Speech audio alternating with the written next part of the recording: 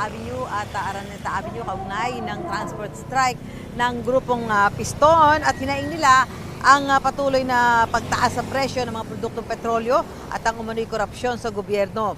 Sa gitna ito ng issue sa flood control projects ng Department of Public Works and Highways.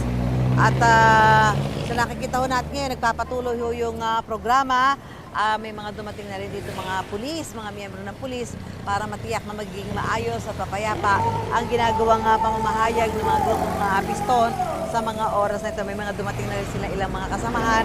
At kanina nga po ay sinabi nito si Kamo Dina, ngayong alas 9 ng umaga, magkakaroon sila ng press conference dito kung saan sila nagtitipon-tipon.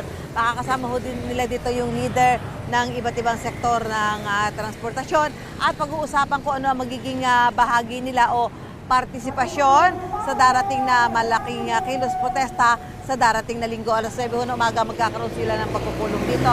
At mamaya namang alas 3 ng hapon ay tutulak sila, magmamarcha sila patungo dyan sa bahagi po ng Mendiola para ipagpatuloy ang kanilang mga pamamahayag at kilos protesta kaugnay nga nitong mga nagaganap ngayon sa ating bansa.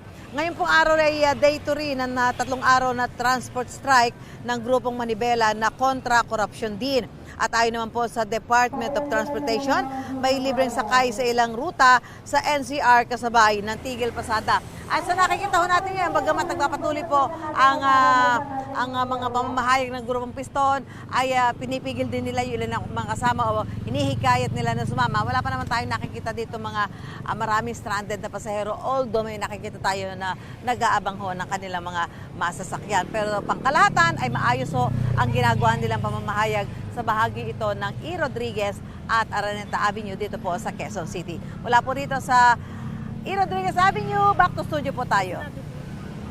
Gusto mo bang mauna sa mga balita?